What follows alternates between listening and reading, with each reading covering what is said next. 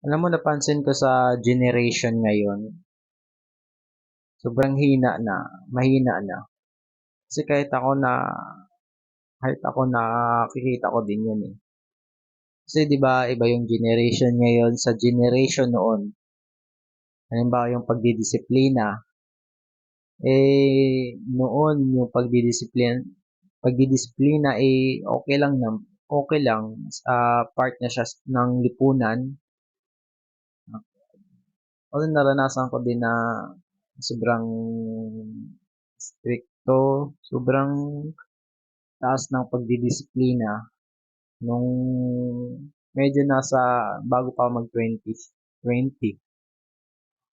Pero ngayon, yung mga ngayon, generation ngayon, mga kabataan ngayon, di ba, marami tayong napapanood sa Facebook, mga video, balita, na kunting pinagsabihan lang, ang sama na ng tingin nila sa pagdidisiplina sa generation ngayon.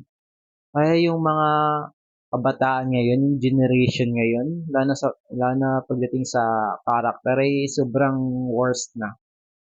Kasi ngayon yung pagdidisiplina ay tinitingnan na as a crime. Yun nga nabasa ko sa nakita ko sa newsfeed ko. Discipline is a crime na ngayon.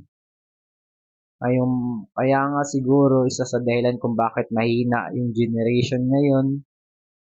Saka worse din yung character ng generation ngayon. Dahil discipline sa crime na. Di ba okay lang naman yung pagdidisiplina, pagtuwid sa mali. Kasi yung mga kabataan ngayon, kahit ako, yung mga kabataan ngayon, sobrang tigas na talaga ng ulo nila. Sobrang tigas na talaga ng ulo nila. Sana'y na wala ng disiplina kasi nga discipline sa crime na ngayon. Sana hmm, kanya-kanya na lang talaga yung pagdidisiplina ngayon. Ibig kong sabihin, ikaw na mismo yung magdidisiplina sa sarili mo.